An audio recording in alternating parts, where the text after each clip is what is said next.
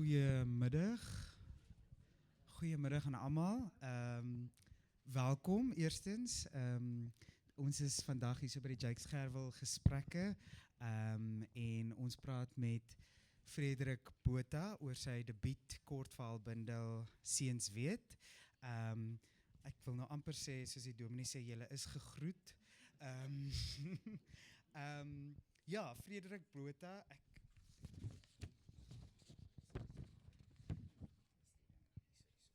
nou as ek proper dominee, ek wil net vir julle, vir die wat hier so is, baie dankie dat julle is, die wat vir Frederik ken, hier's baie in die gehoor, en natuurlijk wil ek net 'n klein ietsie oor die outeur lees, wie hy is, waarvanaf hy kom. Ek dink dit speel so baie in die werk. Frederik Botha is op 23 Junie 1988 in Vereniging gebore en word groot in Kempton Park aan die Oosrand en later Heidelberg teen die hange van die Suikerbosrand. Hy verwerf 'n doktorsgraad in Afrikaans en Nederlands aan die Noordwes Universiteit en 'n meestersgraad in kreatiewe skryfkunde aan die Universiteit Stellenbosch. Van sy kortverhale het 'n Nuwe Stories 2 2013, Nuwe Stories 3 2014, Op die spoor van 2017, Ons kleintjie 2018 en die Woordfees kortverhaalbundel Aanhou beweeg en Geraasmaak 2020 verskyn. So hy is al lankdoenig. In 2014 is hy aangewys as die wenner van Iman en Rousseau se Nuwe Stories 3 verhaalkompetisie en in 2016 haal hy die PEN International New Voices Awards se langlys van 6. Hy woon in Kaapstad en werk as fiksieredakteur by Jonathan Ball Uitgewers. Seuns weet is sy debuut. So, welkom, dankie Frederik dat jy hier is.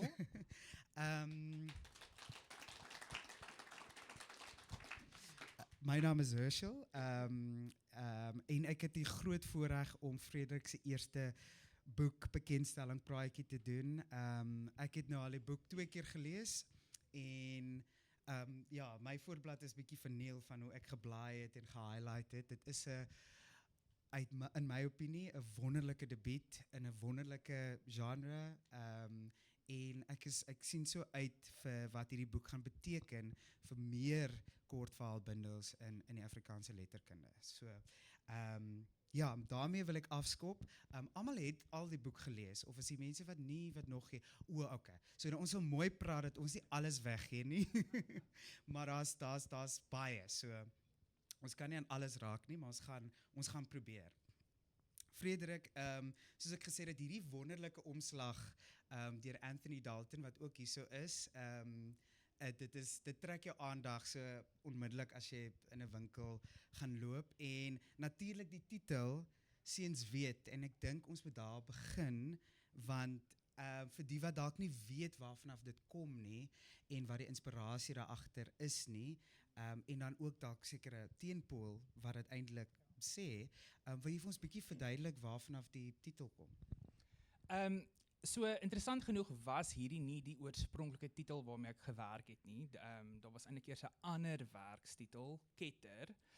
En tydens die hele proses van die meestersgraad in skryfkuns het my studieleiers ook vir my gesê dat hulle verstaan dat ketter en kettery met 'n baie sterk geloofskonnotasie wel op toepassing is van die verhale, maar nie noodwendig al die verhale saamvat nie. Maar wat baie duidelik was van die begin af is dat manlikheid een van die belangrikste temas is wat in die verhale na vore kom en daarmee natuurlik ook 'n baie spesifieke soort manlikheid, naamlik gay manlikheid, wat dan ook aanleiding gee tot seksualiteit en die seksuele. En ek kon amper nie die versoeking weerstaan om nie in gesprek te tree met Dr. Jan van Elfen se destydse selfhelpgidse vir jong tienerseuns, getiteld Wat seuns wil weet nie, daai baie aaklige moralistiese gidse waarmee soveel mense geïndoktrineer was. En ek het eintlik 'n aanhaling daaruit gebruik as 'n motto vir die bundel en dit was my studieleiers wat vir my gesê het, maar kyk miskien of jy nie daarmee bietjie kan speel nie. En ek het besef maar hierso is eintlik die oplossing dat as ek inspeel op hierdie titel deur bloot die wat en die wil uit te laat, kan ek eintlik 'n stelling inneem deur te sê maar dit is eintlik hoe ek voel oor hierdie werke en deur te sê dat ja, dit is eintlik bizar, belaglik want iets soos seksualiteit, dis natuurlik, dis deel van biologiese prosesse. Mense het nie hierdie verouderde gidse voor nie of nodig nie omdat seuns eintlik reeds weet. Dis iets wat natuurlik is. So ja, hopelik is dit dan 'n nuwe orde wat eintlik bekend gestel word, 'n nuwe tipe van gids vir 'n jonger generasie lesers om hulle self te herken wat ek dink 'n luukse is wat 'n ouer generasie nie met van Elfen se boeke kon gehad het En nie. Frederik, dit is my so interessant want ek het nie Dr. Jan van Elfen geken nie en gaan oplees so 'n bietjie. Het jy baie van sy boeke gelees? Was dit ek weet natuurlik van sy boeke was in mense se huise. Daar's 'n dokter in die huis, het ek gelees, so dit was wel bekend geweest. Het jy groot geword met Ons van sy het 'n wat seuns wil weet kopie in die huis gehad. My ouers het dit daarom nie my in die hand gestop nie, maar ek was baie deeglik bewus van hierdie boek en ja, wat 'n groot rol dit ek dink veral in die Afrikaanse kultuurwêreld gespeel het. So en daar was natuurlik ook ander weergawe ook vir meisies en wat eintlik kommerwekkend is dat daai bundel of die boeke eintlik nog tot heel onlangs steeds uitgegee word. Sure. Ja. Okay. Ek het dit glad nie geweet nie. Jy het nou 'n bietjie genoem van jou manuskrip en die titel wat verander het. Onder leiding van Dr. Scheffer, professor Anker en ek wil vir jou gevra het hoe lank het dit geneem? Ek neem aan daar was baie veranderinge, daar's baie kortverhale wat gekom en gegaan het van die manuskrip tydens studies tot nou toe publikasie. Hoe was daai proses om dit nou om aan dit te werk? Soos ek vroeër ook vir Suzette gesê, skryf is nog eintlik iets wat ek die heeltyd doen en deurlopend, maar nie gefokus nie. En ek dink dit was veral in 2014 toe ek die Iman Rousseau nuwe stories kompetisie gewen het waar ek daar het net iets geklik en geweet maar dit is wat ek wil doen, dit is wat ek kan doen, maar life happens en daar's natuurlik ander pligte en verantwoordelikhede. Op daardie stadium was ek nog baie gefokus om in die akademie te wees, so om uiteindelik tot by 'n doktorsgraad in die letterkunde te kom, was die hoogste prioriteit.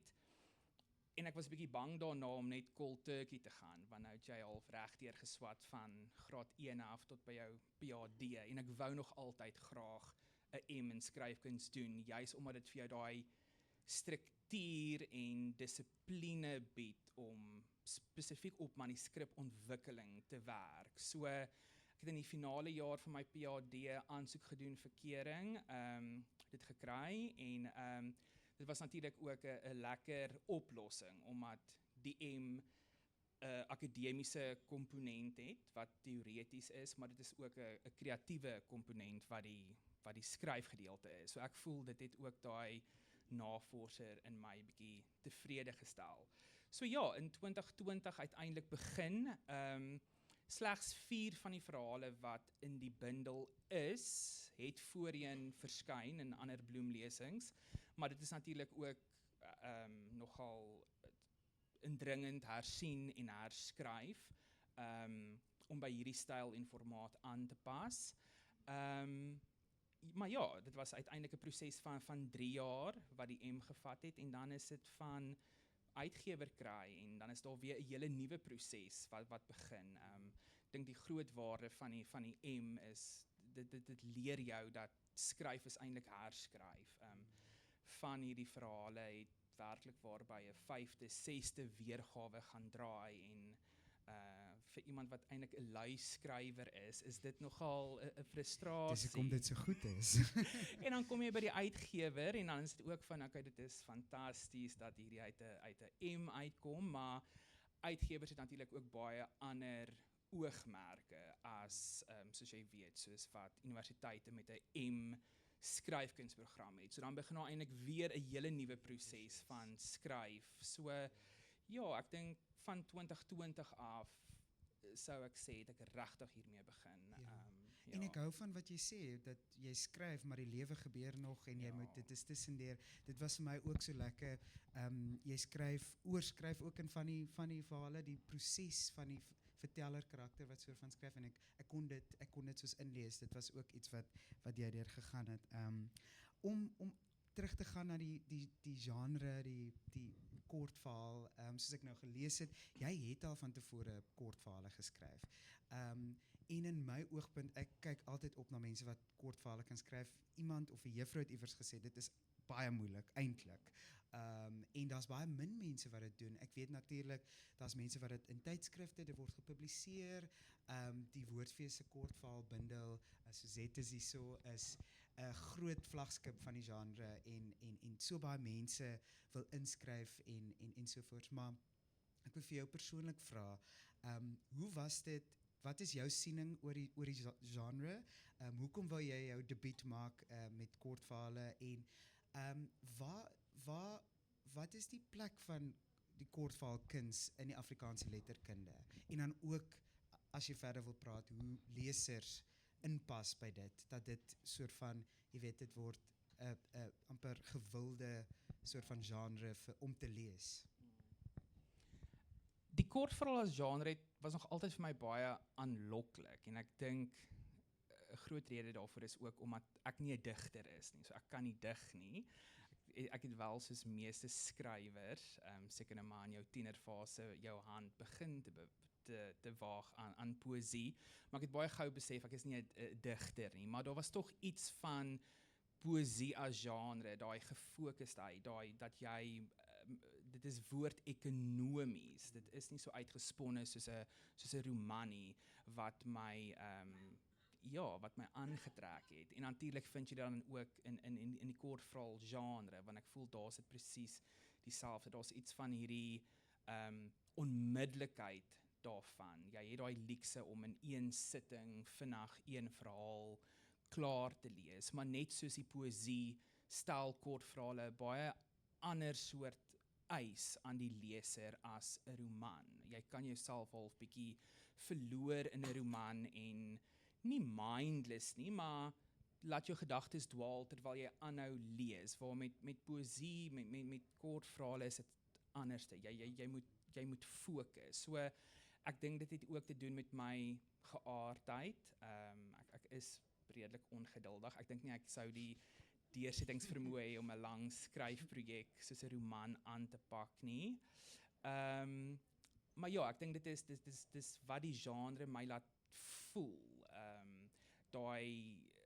Dit is soos met goeie poësie. Dit is nie eintlik iets wat jy kan omskryf van wat is 'n kortverhaal nie. Dit is eerder hoe dit jou laat voel. Dit is daai slice of life oomblik van jy besef nou hier, soos met 'n gedig, daar's 'n hele ervaring, 'n hele oomblik of 'n hele lewe vasgevang in 'n aantal bladsye, maar tog werk jy met al die narratiewe elemente waarmee jy in 'n roman sou werk.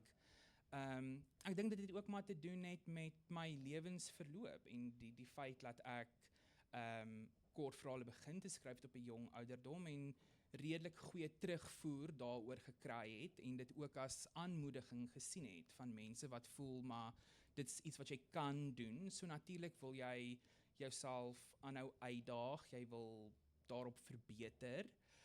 So ja, dit was vir my half die logiese keuse dat wanneer ek as skrywer debuteer, dit met 'n kortverhaalbundel sal wees en ek dink nie ek sal sommer iets anders te wil skryf nie. Ek voel ook dis iets waarin jy jouself wil vestig en jy wil eintlik groei en jy wil verbeter. Ja. En het jy het natuurlik baie kortverhale ook gelees. Vertel 'n bietjie van die skrywers wat jou soort van inspirasie na wie jy gekyk het wat dit goed doen. Jy weet van die bekendste een is natuurlik Koos Prinsloo. Ek het al van sy verhale gelees, maar was daar ander mense wat dit ook nog vir jou dit aangevuur het, toe jy besef het dit is my genre waarna ek wil debuteer? Natuurlik het ek baie kortverhale gelees, maar jy het ook bietjie wyeer gelees. So in terme van kortverhale absoluut Koos Prinsloo, is nog altyd een van my gunsteling skrywers in Afrikaans en ek dink hy is eintlik ook 'n baie onderskatte skrywer wat Stem baie saam. meer erkenning verdien. Maar ja, daar was iets van sy autofiksionele inslag en sy kortverhale wat vir my altyd ook nog baie aanloklik was en ek het ook geweet dit is 'n genre, die autofiksie waarmee ek baie graag sal wil eksperimenteer omdat dit jou daai leksheid gun om tog bekendhede uit jou eie lewe te gebruik, maar dit dan te fiksionaliseer en jy hoef jouself nie eintlik te laat inperk deur, maar dit is die waarheid of hierdie is die feit nie. Jy kan jou verbeelding laat gaan en eintlik dit in 'n groter tematiese narratief verweef. So absoluut Koos Prinsloo. Om weer terug te kom by die M in skryfkuns was MS Burger se Bloedfamilie, wat ook haar debuutkortverhaalbundel was, vir my net so groot inspirasie, in terme van die struktuur, die styl, die feit dat dit ook nie net 'n bundel met kortverhale is nie, maar as dit ware 'n kortverhaal siklus. Dit was vir my nogal baie interessant en dit is ook iets wat ek probeer doen net met hierdie bundel is om nie net 16 verhale saam te sit nie, maar regtig met te eksperimenteer met die styl en tegniek en te kyk maar hoe kan ek eintlik laat hierdie 16 verhale nog steeds onafhanklik van mekaar funksioneer as kortverhale, maar hoe kan hulle ook bietjie inspeel op mekaar en laat die bundel uiteindelik ook as 'n soort van gefragmenteerde roman gelees sou kon word.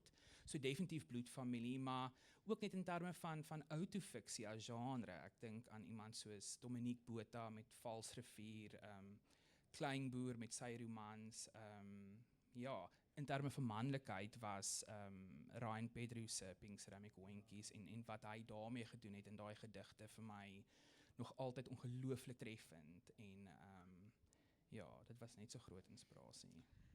Om te kom by die inhoud van die verhale in die boek. Ek wil begin by humor.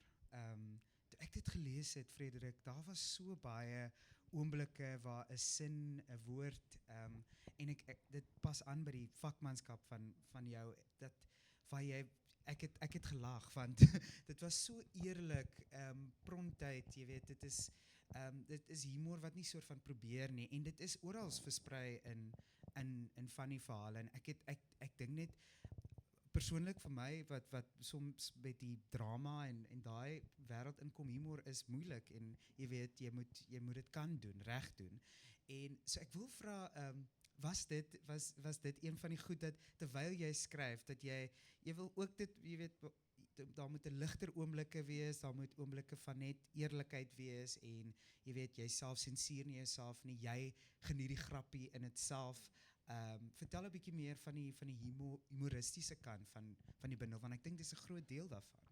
Dit is en ek is baie bly jy verwys na die humor want ek dink baie lesers is geneig om dit as 'n donker, neerdrukkende leeservaring te beskou en ek voel tog dat daar is baie belangrike humoristiese oomblikke, maar dit was eintlik nie so beplan van die begin af nie. Ek dink hoe meer ek geskryf het en hoe meer ek die stem van die verteller karakter begin te vind het en met al die temas waarmee ek gewerk het agtergekom het dat dit is eintlik 'n baie ontnigterde, siniese verteller wat hier aan die woord is, wat dan ook 'n baie bepaalde uitkyk op die wêreld gaan hê en dinge op 'n sekere manier waarneem, dat dit eintlik vir my geleentheid is om ook bietjie van 'n eie soort humor in te werk, wat dalk nie in almal se smaak val nie, dit is dalk bietjie meer 'n wrang soort humor, maar dit is ook die humor wat ek waardeer. Weer om terug te kom by die vorige vraag oor skrywers en boeke, daar's baie redes hoekom ek van haar romans hou, maar Ingrid Winterbach is vir my nog altyd een van die wonderlikste mense wat humor in haar romans aanwend, omdat dit juist so averegs is. Dit is nie daai tipiese snaakse ding waarvoor jy gaan lag nie. Daar is eintlik 'n bietjie 'n donker element. En ook as Daarby. skrywer, jy weet, soms gebruik hulle dit om net vir die leser 'n oomblik te gee. As dit nou jou tipe humor is, Ja. waar jy net 'n oomblik van verligting Hmm. het. So ja, dis vir my baie interessant dat ek het baie van die humor geniet en ek weet nie, ek bederf dit dalk seker vir die wat dit nog nie gelees het nie, maar ek wil 'n paar noem as ek kan. In die eerste kort verhaal het Frederik 'n sin wat sê Willem se dinosaurus blaf nes Wolly. Wolly is nou die huishond. En dan ander kere in Miriam die heen en weer met die groepering van die kersies. Dit in itself was so snaaks vir my. Die ouma se borste op die tafel. Rocketman en die kerkdrama, die protestante daar in die Anglikaanse kerk. En dan, ek gaan nou ook maar gewaagd wees, die openingssin van 24/09, verskoon my Frans, niks fok 'n braai op soos 'n onvergenoegde mof nie, dit en verbrande braaibroodjies.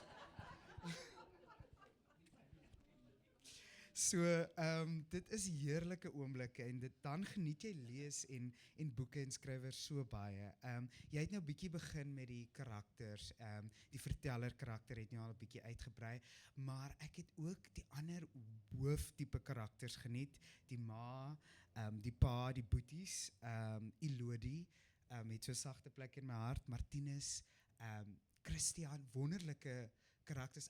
Vertel ons 'n bietjie meer hoe, veral wat jy genoem het om die kortverhale staan op hulle eie, maar tog kan hulle, as jy kan 'n wêreld daar uit van dieselfde mense en sien hoe hulle vorder en waar hulle self bevind. So ek wonder, wil jy vir ons 'n bietjie vertel net hoe jy dit geskep het? Ja, ek dink dit het ook maar uitgekom soos wat ek met die struktuur, die genres begin eksperimenteer het. Dit is baie duidelik coming of age vertelling, so dit is half onvermydelik dat familie nie teenwoordig sal wees nie, en daarom was dit belangrik om vir die verteller karakter, ouers te gee, broers, want dit is tog ook 'n baie groot faktor wat 'n groot invloed het op jou vorming is waar jy vandaan kom.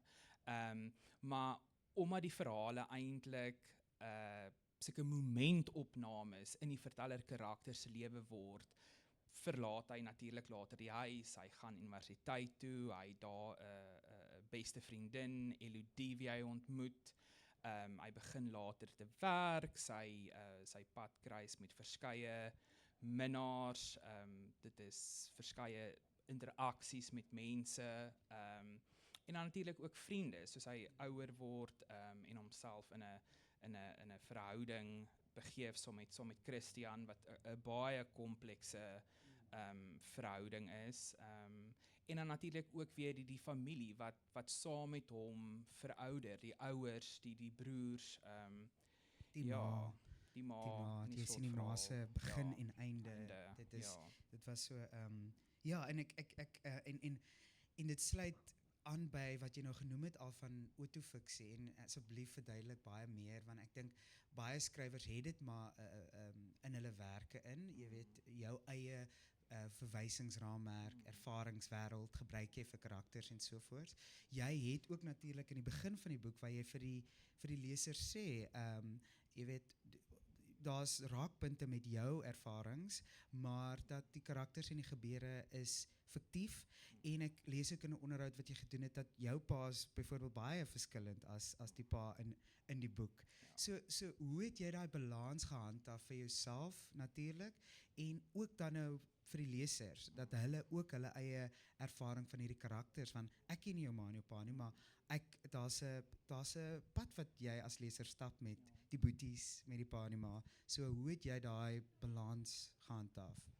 Ek dink dit is eintlik 'n baie interessante vraag, want dit is iets waaroor skrywers tog gereeld gevra word, is waar het jy jou inspirasie voor gekry? En mens vind natuurlik inspirasie uit verskillende dinge uit. Party skrywers doen ongelooflik navorsing, of jy lees iets of jy hoor iets. So dit is vir my altyd interessant van waar vind skrywers hierdie inspirasie om iets nuuts te skep, want ek dink tog nie enige kunswerk, ongeag wat jou kunsvorm is, ontstaan net uit niks uit nie. Dit kom tog van 'n sekere plek af. Dit is altyd geanker in 'n baie sekere soort realiteit en dalk is dit ook maar 'n bietjie van die skryfraad wat jy ontvang is write what you know, verstaan? So dit is daai ding van hierdie is 'n verwysingswêreld, dit is 'n milieu, dis ruimtes waarmee ek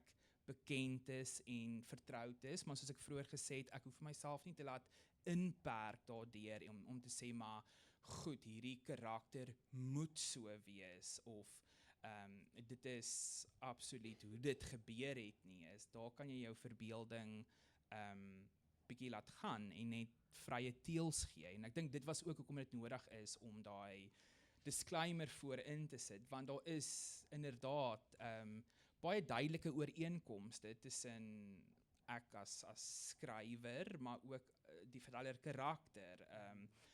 Hy dieselfde agtergrond as ek, het homself ook in die akademie bevind, die een verhaal, die premier wat afspeel by 'n filmfees waar hy 'n draaiboekskrywer vir 'n CP is. Dit is tog alles wêrelde waaruit ek kom, wat ek ken. Maar dit is ook lekker. Dit gee jou daai geleentheid om werklik waar kreatief te raak. Ek dink ook met 'n verhaal soos Warning Caricles wat by die universiteit afspeel tydens studente betogings en fees must fall, om daar te kan gaan en dit regtig te oordryf en eintlik bizar te maak. Ja. En ook daai wêrelde weer vooraan liggend te bring. Ek dink byvoorbeeld in een van die verhale skryf jy oor Johannesburg toe die verteller karakter is in Johannesburg by universiteit daar en jy skryf van Melville, hoe jy van Beyersnodee in Melville se Main Road en vir my was dit net soos ek ken hoe daai wêreld baie goed en soos van daai wêreld ek jy weet jy skryf daaroor, jy bring iets weer aan die lig van want ek kon toe nou, dis tog presies dieselfde. Daai is ook daai verwysingswêrelde wat jy oproep. Ek wil kom by jou skryfstyl.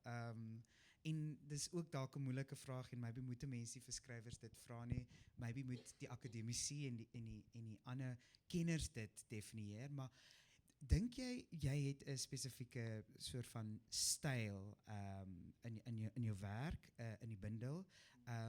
Want ek het dit verskriklik geniet en was vir my so verfrissend. Die taal is vir my toeganklik. Daar was tipografiese interessanthede.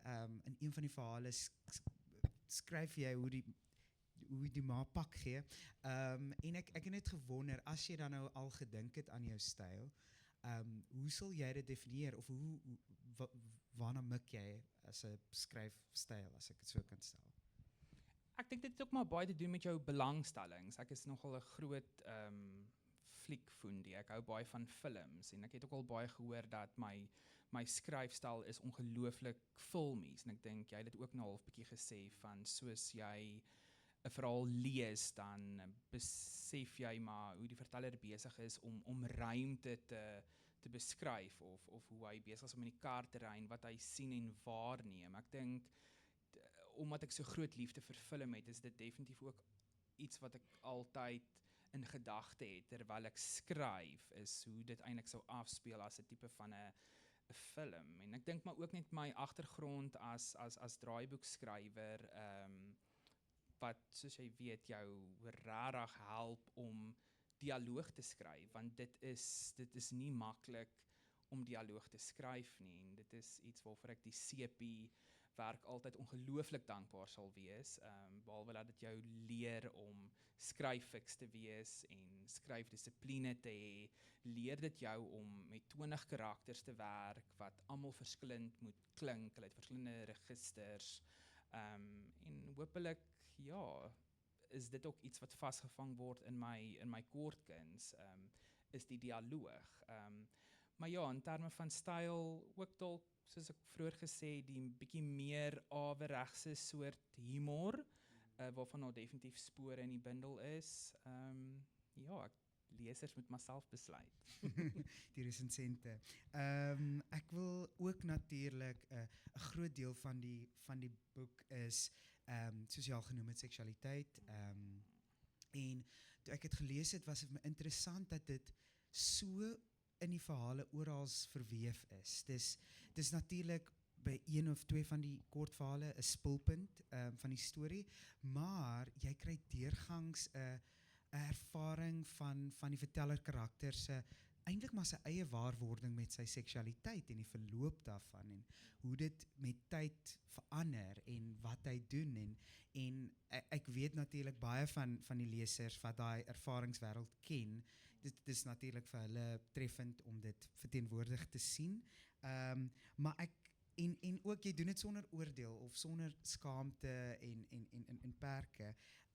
Dit was natuurlik vir jou baie belangrik. So, wil jy 'n klein bietjie meer uitbrei hoe jy van staanspoor af dit wou deel maak van die verhale?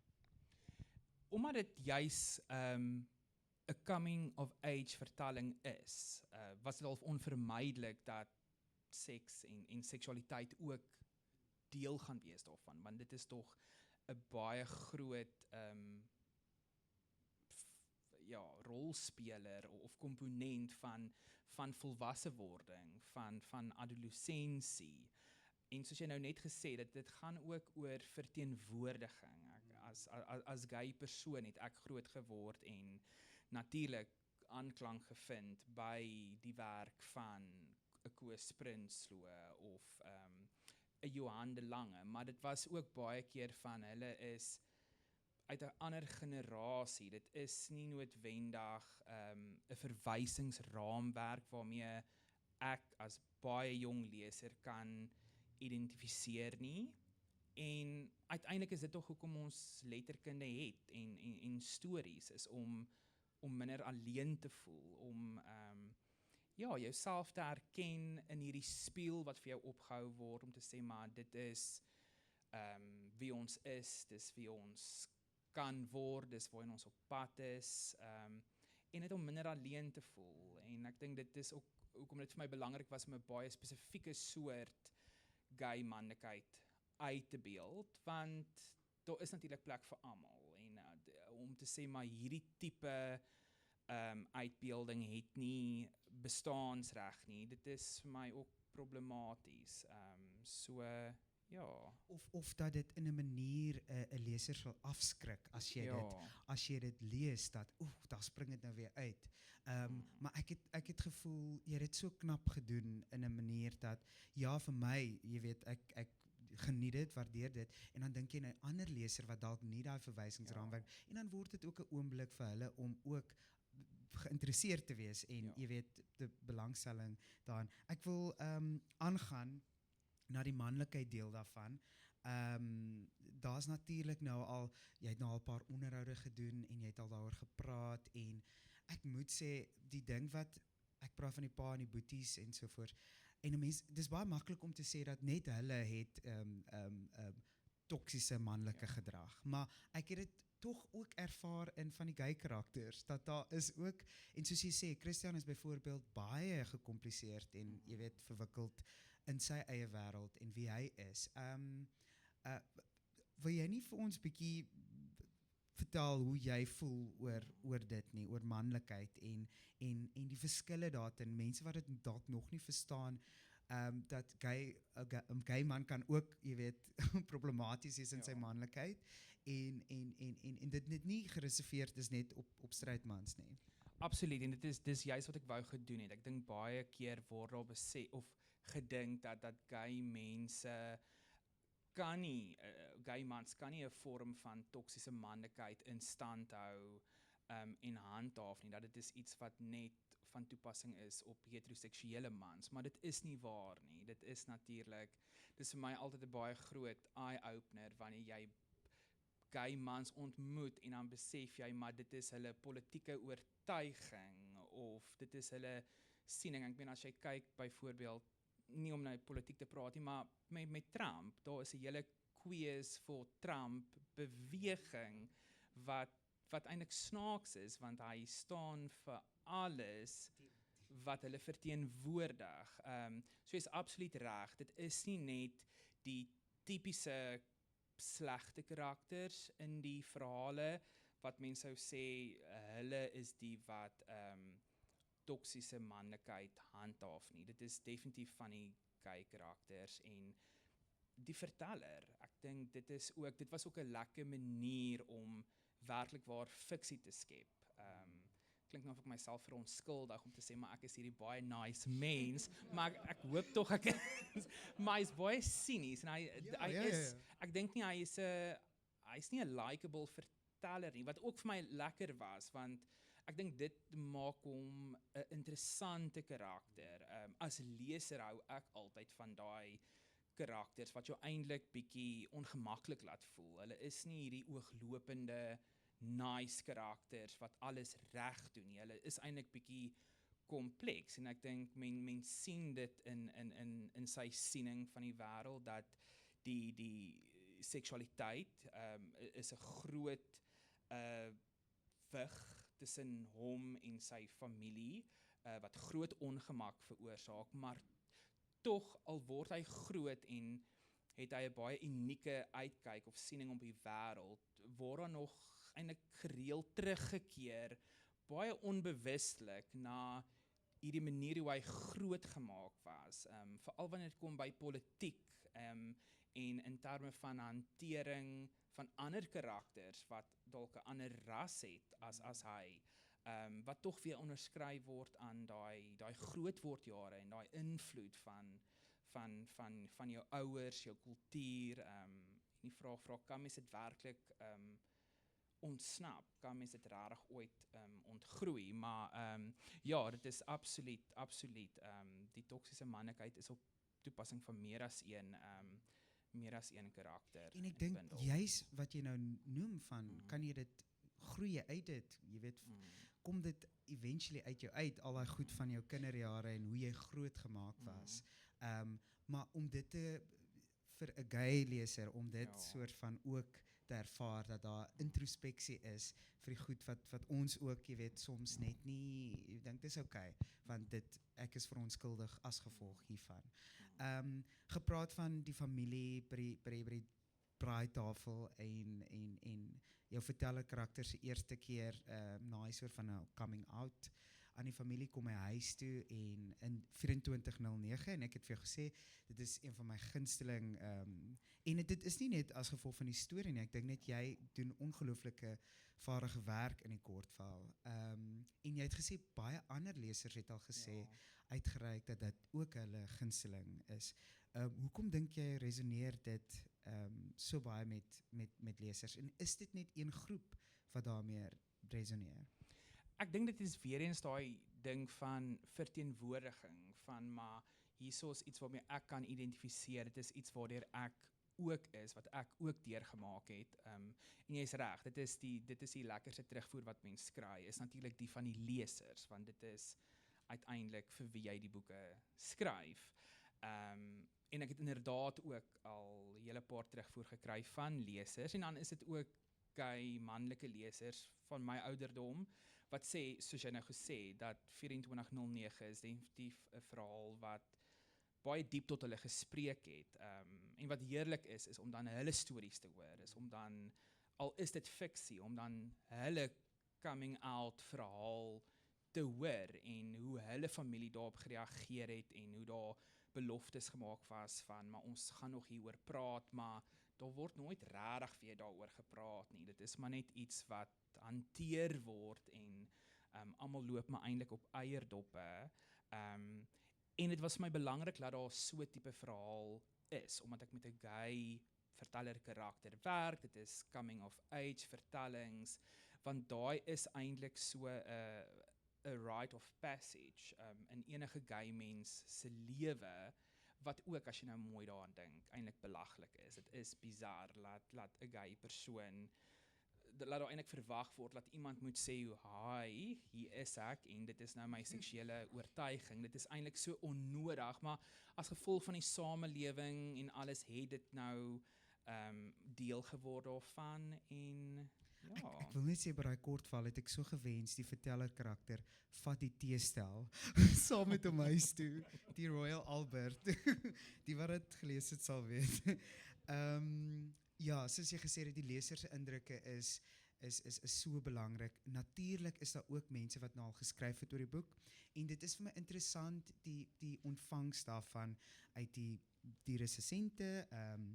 Ek wil net noem dat Mani Bonthuizen het daar geskryf en sy het gesê dis 'n tydige debuut van 'n bedrewe skrywer. Die dramaturg Diane de Tooy Albert sê het ook geskryf daarvoor vir rapport met klomp lof en perspektief. En dis ja, ek weet skrywers en resensies en jy weet dis nou daar buite, maar ek wil van jou af hoor, hoe het jy dit ervaar om te lees hulle resensies van die boek en hoe dit ontvang is en ja, as jy gedagtes het. Ja, dis lekker. Ek dink veral ook as resensente, kritiese lesers wat natuurlik baie anderste na jou werk kyk as gewone lesers. As hulle kan raak sien wat jy probeer doen het. Dit is nogal lekker en ek is baie dankbaar vir die resensie van Marnie, want dit voel vir my werklik hiersoos iemand wat presies verstaan het wat ek probeer doen het. Maar natuurlik is die belangrikste eintlik net van die lesers om hulle eie stories te deel en dit is ook wat vir my lekker is van ja, daar is 'n baie sterk manlike tema. Gay seksualiteit speel 'n baie groot rol, maar dit beteken nie jy hoef 'n gay leser te wees nie, want ek het ook al net soveel ander terugvoer gekry wat van ander lesers wat sê maar dit voel vir hulle amper soos 'n tipe van 'n groot woordboek. Verwysings van hoe die ma pak gee of verwysings aan die etenstafel of hoe die familie sal praat of hierdie kultuuropjekte, dat dit is alles hoogs herkenbare dinge uit 'n baie spesifieke tydsgees Hoe die dorp in die verander. Afrikaanse kultuurwêreld. So dit is lekker en net om te sien hoe mense uiteindelik die werk hulle eie maak, want soos jy weet ook, dit is mens werk lank aan jou eie werk en jy probeer dit beheer en dan op 'n punt kom jy en jy moet nou laat gaan en jy sien dit in die wêreld en wat die lesers of kykers daarmee maak is it's up to them en dis lekker. Ja, en ook soos jy nou genoem het, daar's so baie wat die verhouding met die ma, wat ek nou ook kan 'n verhouding met 'n vriend.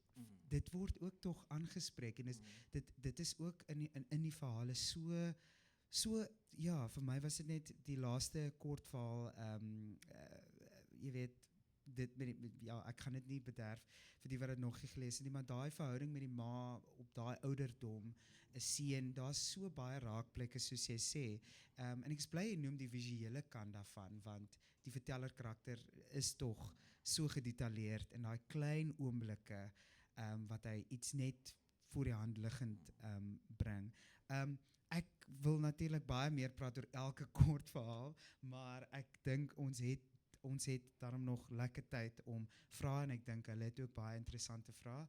So ek wil dit oopstel as daar enige vrae van die gehoor is vir Frederik wat nou al gelees het. Daar's so 'n vraag.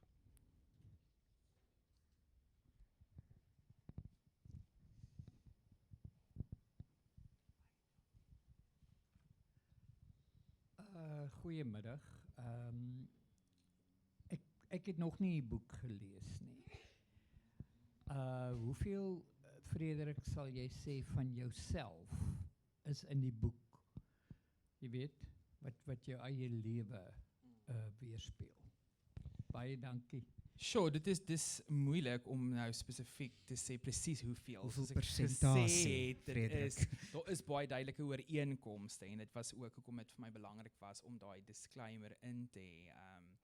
Want inderdaad het ek ook twee broers, ek die ruimtes wat voorkom, Potchefstroom, Kaapstad, Johannesburg, hierdie klein plattelandse dorpie, dit is alles ruimtes waarmee ek vertroud is, die werke, so mens kan seker sê, ja, ek weet nie, as daar nou 'n blouprint moet wees, kan dit 50% wees, maar dan is dit eintlik van, hier kom hierdie lekker vryheid nou in van nou kan jy dit fictionaliseer en net daarmee pret hê. So Ja, en soms is dit goed om nie te soveel te ja, en weet ek van dink die lees dit met skrywer. myself. Dit hou hulle ook aan die raai. Ek dink dis die lekker ding. Lees dit met myself wonder wat is nou ja, waarheid en wat is verdigsel. Is daar nog 'n vraag? Hey Frederik, soos jy sê, is jy baie goed met sekere tye vasvang, soos die vroeë 2000s, 2010s. Ek het gewonder, ek weet van daai verhale kom nog uit daai tyd uit. Hoe was dit om terug te keer en nou daar te skryf asof dit nou soos period fiction is? Jy skryf nou oor die verlede, terwyl toe jy dit oorspronklik geskryf het, was dit die hede. Dit is 'n baie belonende proses want ek dink terwyl jy skryf, soos jy sê wanneer jy in daai tydsgees is dit half om 'n getroue weergawe te bied. Maar wanneer jy nou jare later eintlik terugkeer en dit herbesoek, is dit natuurlik met retrospek en jy het natuurlik nuwe wysheid bygekry hopelik en nuwe lewenservarings en jou waarneming van daai tyd is baie anders. Mense is eintlik nogal baie meer krities dan en dan besef jy eintlik hoe oënskynlik skadelose dinge wat eintlik die implikasie daarvan was en wat 'n vormende invloed dit op jou kon gehad het. Ek dink aan eenvoudige dinge soos Soekie en die Radicals. Daai ek weet nie of julle dit was groot by my skool. Dit was half 'n baie meer alternatiewe weergawe van Jan de Wet en die Loflighties, dan die Soekie met hierdie groep kinders wat so op hierdie techno musiek geworship het. En dan as jy na hulle lirieke luister van vandag, dit is interessant. Al is daar 'n baie sterk Bybelse boodskap. Ja. Is nog 'n vraag?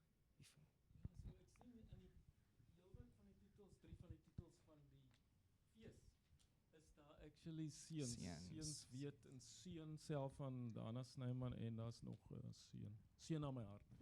En dan is daar een dogter lyk vir my met Sandra, se ander dogter. Die ander dogter. En ook 'n ander boek nou This Country Hates Our Boys. So lyk vir my seuns is terug op die tafel of so wat gaan daar aan, wil julle iets daaroor sê? Ek dink dit doen met manlikheid. Dit is ook hoekom ek mense sou vra maar hoekom nog 'n boek of hoekom wil jy oor manlikheid skryf? Maar dit is 'n tema wat my nog altyd gefassineer het omdat ek uiteraard self 'n man is en van kleins af blootgestel word aan sekere soorte manlikhede en soos ek ook gesê het en soos jy weet die groot voorreg het om 'n pa te hê wat vir my gewys het maar daar is eintlik ander forme van manlikheid wat ook bestaan en wat okay is. En daarvoor is ek hom baie dankbaar want dit is een van die grootste lesse wat hy my geleer het is dat dit is okay vir seuns om te huil van jongs af en hy skroom glad nie om sy emosies te wys nie. Maar natuurlik is manlikheid voel ek 'n baie aktuele tema steeds vandag. Ek wil nou net sê ja, ons word wêreld. almal daarmee gekonfronteer die heeltyd. Ek dink kyk jy net na die wêreld en hoe sake tans staan, dan kan dit tog onderskryf word weer eens aan toksiese manlikheid en jy kan besef maar wat tans aangaan is. Dis wat gebeur wanneer chauvinisme regtig oorneem en dit is wat die implikasies kan wees.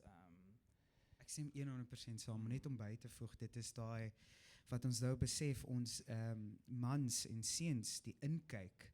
Ek dink vir 'n lang tyd was dit nie daar nie en ek bedoel jy's gelukkig jy het so 'n pa gehad, maar baie van die seuns kom van paas wat nie vir hulle geleer het van die inkyk nie en dan iewes skielik is hulle ons politikuste en hulle sê goed wat ja en doen goed wat verskriklik is. Ja. Hier is 'n vraag. Ek wil net graag toe my praat absoluut. Frederik het nou mooi gepraat oor sy pa en ek wil net hê jy moet daar nie so anti van die Elfins wees. Daai boek het my gehelp. Ek het 'n Afrikaner pa boer gehad wat vir my die boeke gegee het en die boek is wat elke seun moet weet. Nie wil weet nie, daar's 'n sintaksiese verskil. Hy het die boek in my hand gestop, ek was omtrent 12 jaar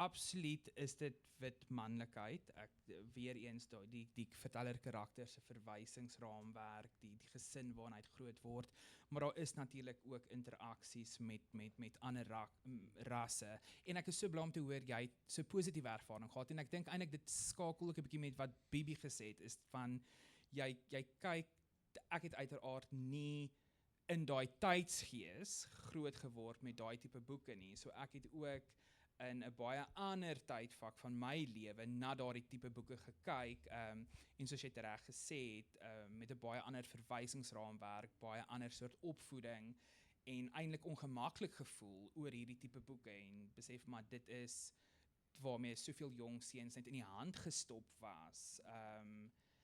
Want ek dink jy's ook die uitsondering op die reël. Ek dink nie daar is nie soveel mense wat so positiewe ervaring sal hê nie.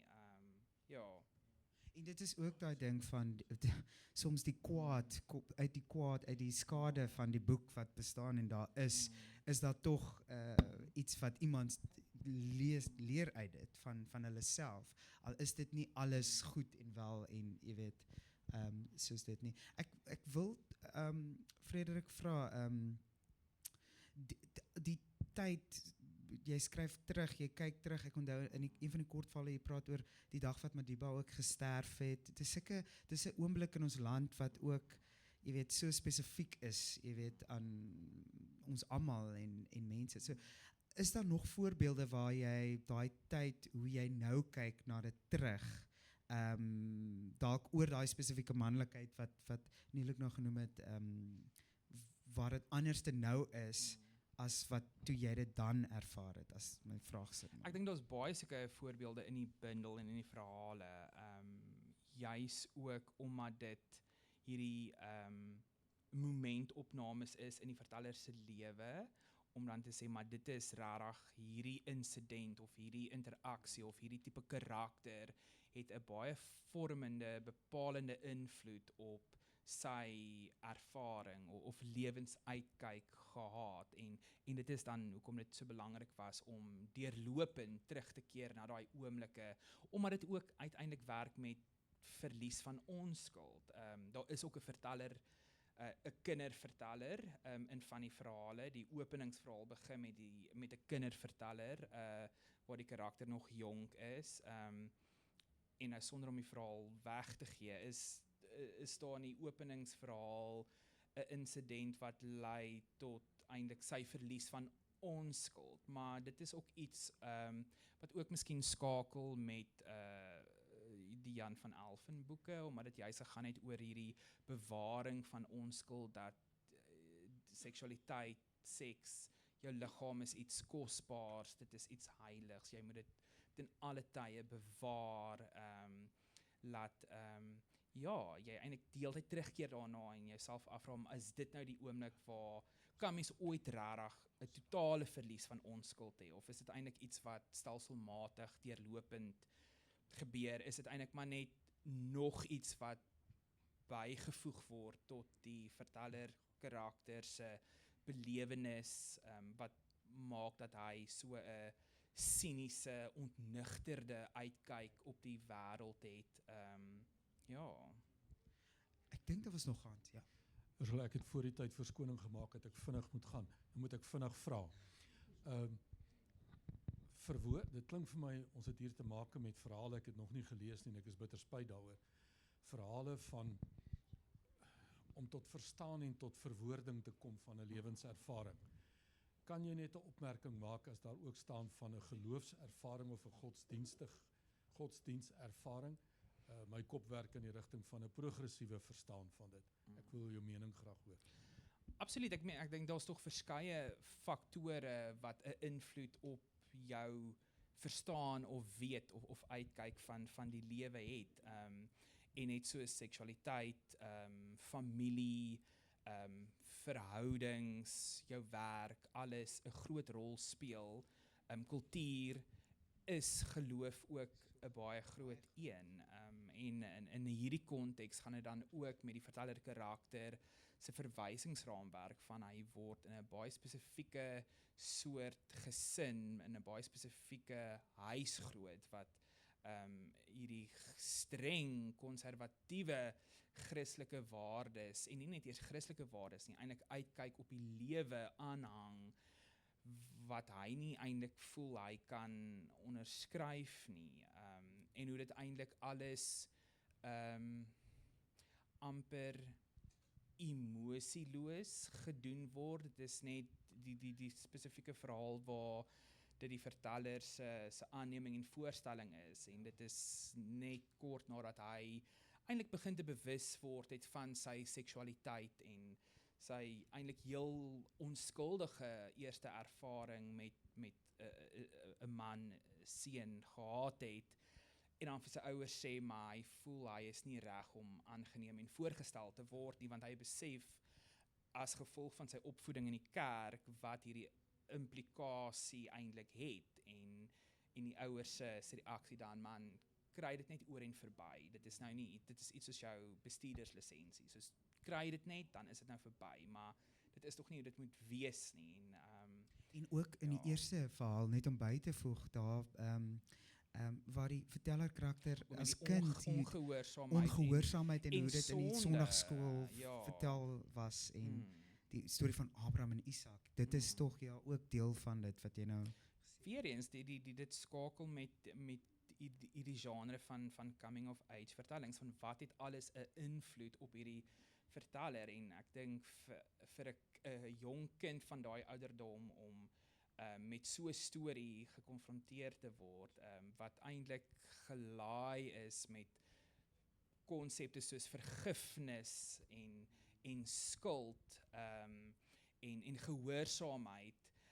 Dit is groot konsepte en as dit nie met die nodige sorg verduidelik word nie, het dit ek dink uiteindelik 'n baie toksiese invloed, want dit is natuurlik ook een van die toksiese invloede is aan daai baie eng oogklap soort godsdienstbenadering wat voorkom.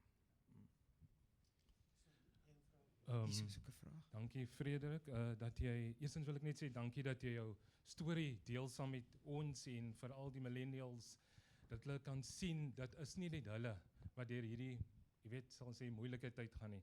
So ek wil dankie vir jou sê dat jy jou stories deel daar en dan mense soos Mark Lotrin se man wat geskryf het The Invisible Boy from Bramble Way en dan ook Zubayd Charles wat se werke wat ook hier uitgevoer word, hy het geskryf geraam. So ek wil baie dankie daarvoor sê. En as 'n straight man, ek weet jy kom sê ek dit nou so hard op nie. Maar as 'n straight man voel ek soms dat daar baie druk is vir vanaf geestelike leiers veral. Ek voel soms hulle is nie gereed vir hierdie verandering nie. En as ons byvoorbeeld, ek kan nou nie by sy naam kom nie, die skrywer van Invisible Boy from Bramble Way, Mark Lotrin se man, Anwar McKay, ja, ek het in elk geval. So hy en Mark was genooi na die verhoog toe om 'n liedjie te lewer saam met die pastoor. Ek weet nie of jy daai storie gesien het nie. En toe was daar hierdie pastoor wat gesê het, "Jesus, maar dit is ongoddelik of wat ook als." En so my vraag op die einde van die dag en net om af te sluit is, wat is jou boodskap aan hierdie geestelike leiers wat sê jy moet jou naaste liefhet, maar jou liefde vir nog 'n man moet beperk wees? So dis die vraag wat ek het. Groot vraag. Ja. Ek het nie seker 'n boodskap vir hulle nie, maar ek dink dit is tog belangrik om in ag te neem dat in 2026 natuurlik gay mense, queer persone het baie meer regte as van tevore. Ons besef dit, maar ons het nog steeds 'n lang pad wat vir ons voor lê. En in terme van die kerk, ek weet nie of dit nou jou gaan antwoord nie, maar ek meen om te besin oor kan vroue 'n plek in die kerk hê, in die bediening, kan hulle 'n gemeente lei, mag hulle predikante word. Voel net vir my, ons kan nie in 2026 nog hierdie gesprekke, ons behoort dit nie meer te hê nie. En ek dink dit spoel natuurlik ook oor in terme van queer mense en gay mense. Dit is my interessant om hierdie jaar by die Oscars, ek meen die persoon wat vir beste redigering gewen het vir One Battle After Another, toe sy naam aangekondig word en hy op pad is verhoog, toe het hy opgestaan en sy lewensmaat gesoen, niks vreemds nie, maar daai klip het viral gegaan en dit voel vir my, hier is 2 mans wat in die publiek, hulle is in 'n committed verhouding, wat hulle liefde vir mekaar wys, dit behoort nie viral te gaan nie, dit behoort normaal te wees en ek meen ons weet op Potch campus was daar nog tot onlangs 'n pride vlag wat geskenk was met 'n Nazi teken. So ja, ek dink leiers, enige leiers, politieke leiers, geestelike leiers, daar's nog baie werk wat gedoen moet word. En as ek kan byvoeg, ek dink dis hoekom boeke soos Seuns weet so belangrik is, want soms ek dink gebeur die onderrig en jy weet in 'n sekere spasie en ons weet ons wil nie meer daai gesprekke hê nie want ons het dit al gehad, maar ek dink met baie van die geestelike leiers en mense wat so konservatief is, het nog nie daai opvoeding gekry en soms help 'n boek waar dit teenwoordig is in die boek, 'n verhaal wat net jou vang en soos deur dit loop, is daar 'n ervaring, daar is die normalisering van dit in 'n wêreld. So ek dink dis waar boeke ook help, maar ja, daai vraag is 'n groot vraag en ek weet nie of enigiemand 'n antwoord het hoe dit gaan verander nie. Laaste Dit is die heel laaste en dan moet ons reg afsluit. Ek het nou nie al die antwoorde daarop nie, maar ek is 'n Christen gay man en ek het geen issues daaroor nie. En ek het natuurlik jonger geword en dan hopelik kry mens 'n bietjie wysheid by.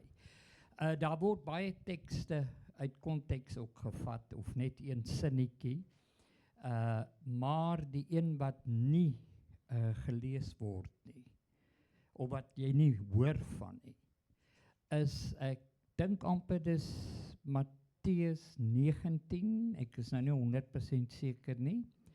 Dit is waar Christus self, Jesus Christus, praat oor die huwelik tussen 'n man en vrou.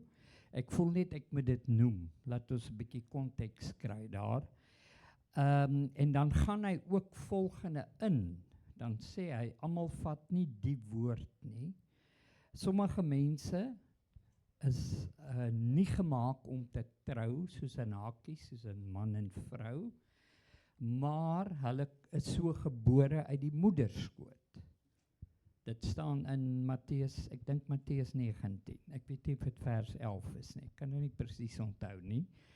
En dan gaan hy ook so op 2 of 3 ander dinge in. Nou daai teksverse word nooit gesê nie, want ek dink suiwer predikante weet dalk nie altyd wat om daarmee te maak nie. Maar dit staan in die Bybel en dit is Jesus Christus self wat dit sê. So ek dink net ek wou dit bietjie inbring daar. Ek dink dit is dan my antwoord. Dit sal my terugvoer aan die geestelike leiers wees. Ons gaan lees Matteus. As 'n Christen gay man dink ek dit is belangrik om dit te sê. Ek wil net afsluit om vir almal dankie te sê.